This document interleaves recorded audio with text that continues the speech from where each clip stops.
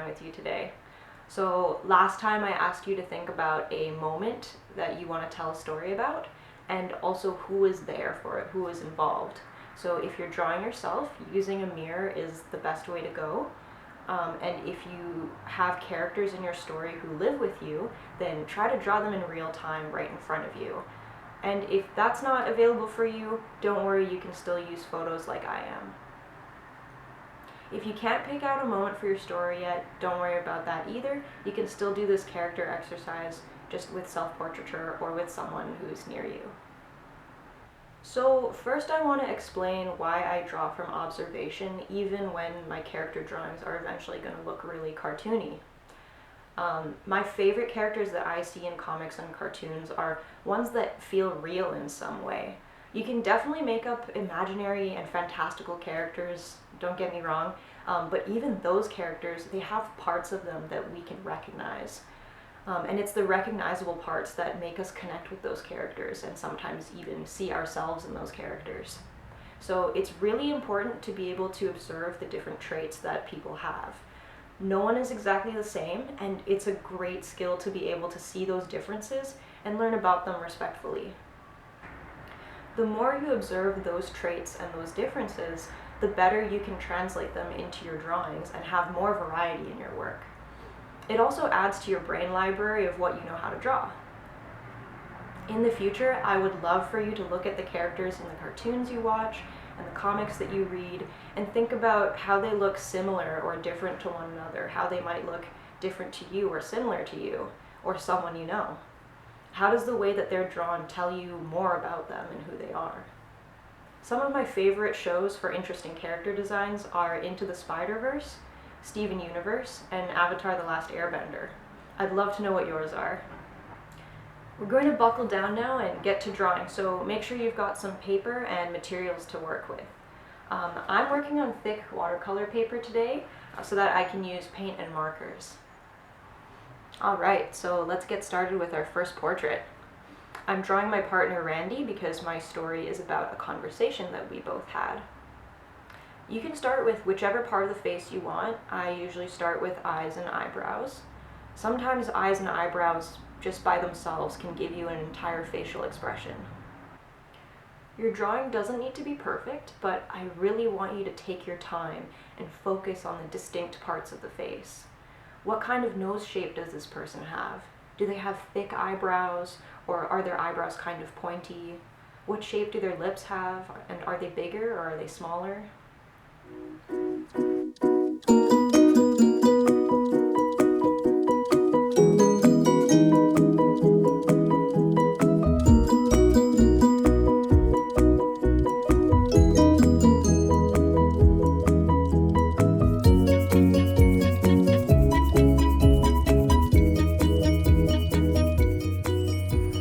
When I'm drawing hair, I also really want to copy the motion of the hair. I try to figure out where the hair would start growing from, and then drag the line down where the hair would fall. It's also really important to observe the shape of the person's face. Some people have rounder faces, others have long or square faces. You might notice I'm also using more than one photo for reference. Photos capture faces in a single moment, so it makes it hard to understand what that person looks like overall. That's why I always prefer drawing in live, if I can. When you feel like you're done with the drawing for now, add some color. Again, it doesn't need to be perfect, we're just trying to translate the key aspects. I'm noticing that Randy has some redness on her cheeks and on her lips, and a little on her forehead, so I add that in with watercolor paint.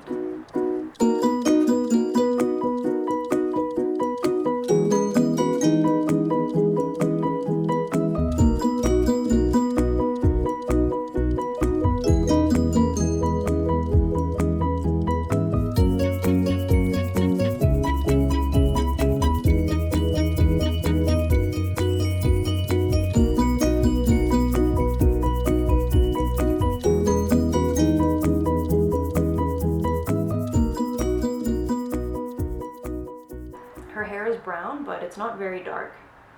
I'm also trying to understand where the shadows on her face are. Writing down important traits is really, really helpful too. I'm noting down that Randy's hair is kind of mushroom shaped. I noticed too that her eyebrows are a little bit far apart. She has a thin nose bridge with some distinct shadows, and she also has some pretty round cheeks. I'm noticing too that the shape of her face is pretty distinct, so I'm drawing a simplified version on the side to remind me. If you feel like you need to pull out more information, you can always go back into your drawing and add more to it.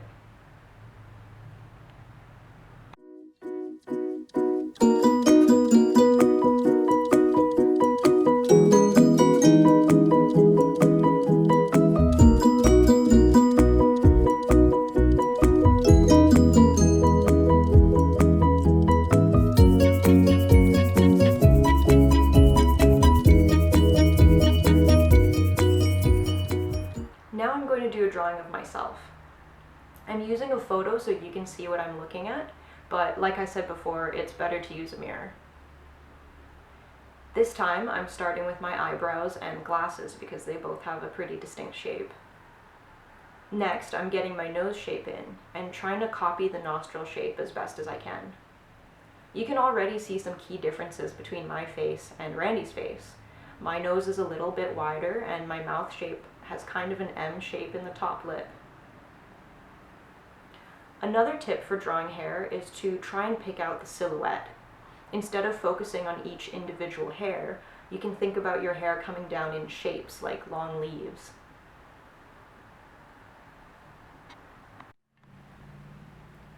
For the eyes, I'm switching between photos again so I can get a better look. I'm trying to pick out the eye shape carefully. My eyes are a bit droopy and I have a line where my eyelid folds. Now I'm adding color again where it shows up the most distinctly. Again, pay close attention to where shadows are falling. Shadows really help show the shape of a person's face.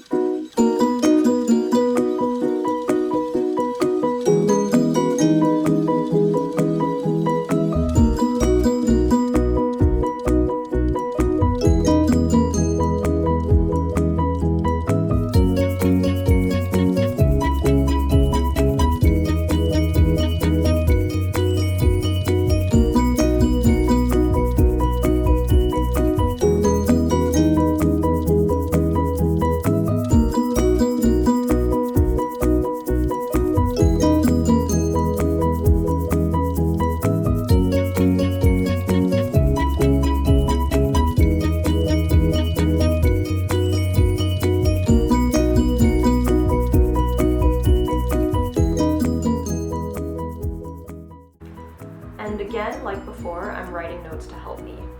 I'm noting that the eyes slope down a bit. I'm noticing that I have a pretty round nose shape. It looks like my face shape is a bit pointed. It's not as round as Randy's. I'm also noting that the mouth shape stands out.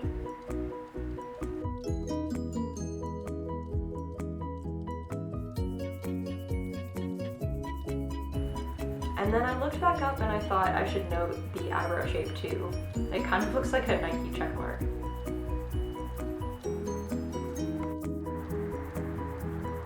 Okay, so now we're going to do our second set of drawings. Using the first one, we're going to focus in on our notes and try to simplify our drawing. This time I started with the face shape so I can see where all the parts of the face will go. I want you to look at the facial features in your first drawing and try to use less lines when you draw them this time. I'm trying to copy the same eye shape. Sometimes Randy wears eyeliner, so the eyelash coming up kind of shows that. I tried to show her thin nose with one long line. I copied her pouty lips from the first drawing, but used less lines than before. For the hair, I'm really looking at the silhouette. If you've ever done contour drawing before, it's very similar. You're looking at the outer edge of the hair and trying to draw it as one full shape. I noticed that her bangs are kind of sweeping though, so I added a little bit extra inside.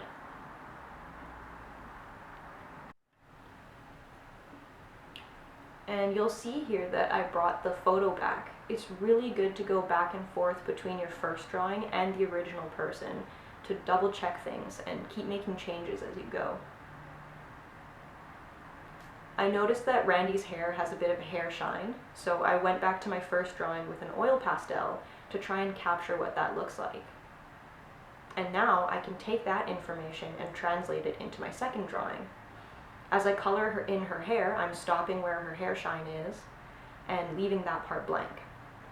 Again, it's great to use both your first drawing and the real person as reference. I'm also going to use some orange to copy her cheek and lip color. Just like with simplifying the line work a little, I'm trying to simplify the color shapes.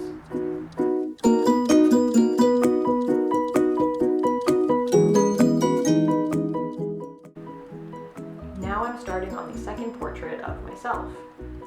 I'm looking carefully at my notes to try and bring out the parts that stand out the most. And I'm also looking at my original reference once in a while to double check things.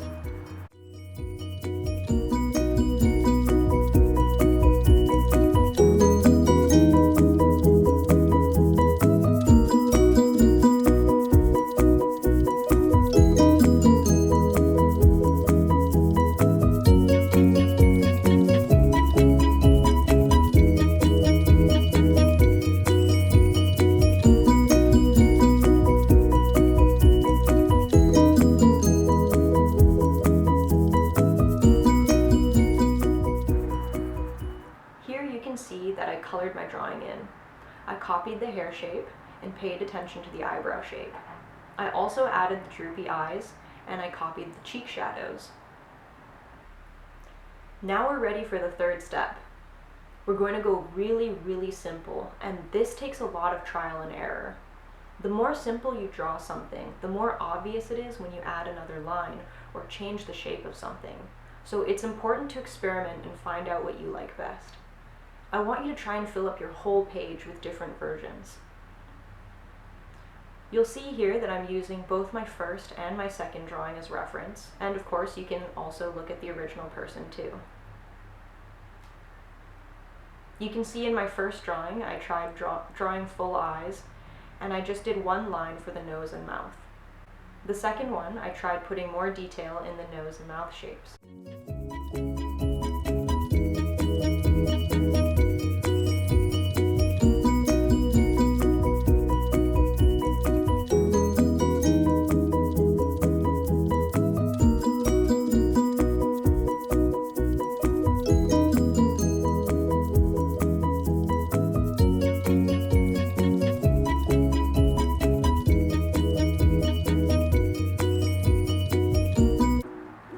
Notice in the third drawing, I tried a different way of drawing the eyes.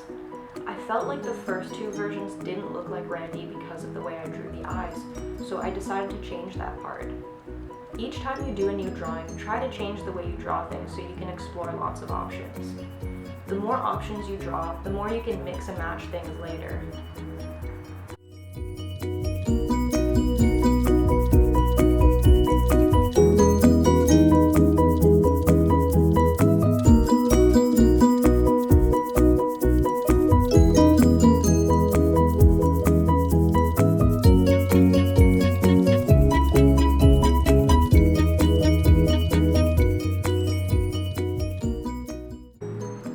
In my fourth drawing, I combined parts of the face that I thought worked well, the nose and mouth from drawing 2 and the eyes and eyebrows from drawing 3. Also, try to remember to number your drawings. This can help you see how your drawings changed over time.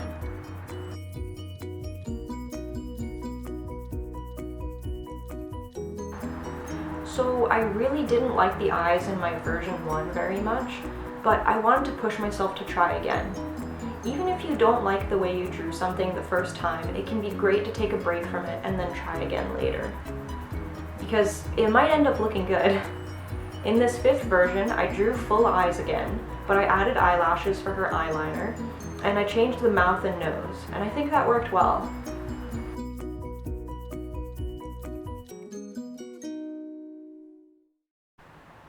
Now round 2 with my own face. Remember to check your notes and see if you can find new ways to bring out those key facial features. Here you see I drew my eyes different from before, but I'm trying something new to see if I can capture a different personality. Sometimes I can be a bit of a moody person, so exaggerating this part of my face might show that.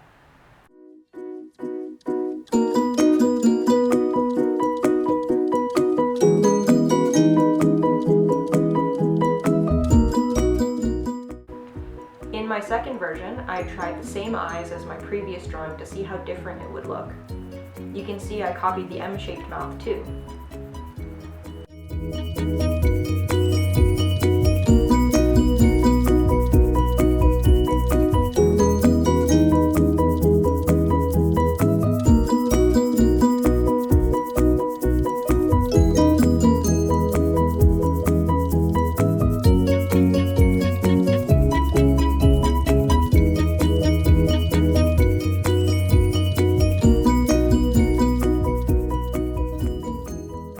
Drawing 3, I tried going for a moody look again, but I think it turned out a little too moody.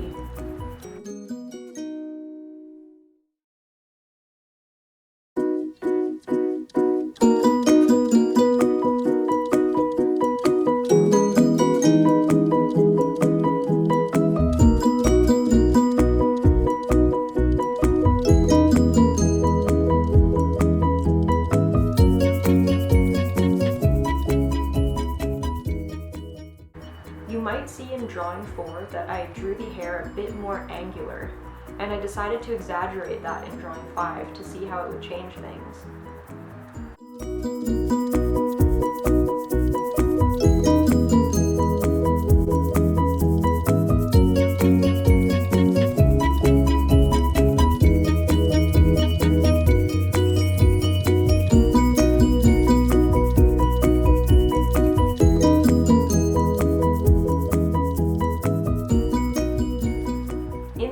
I liked parts of 1 and 2 the most, so I tried to combine my favorite parts of those two.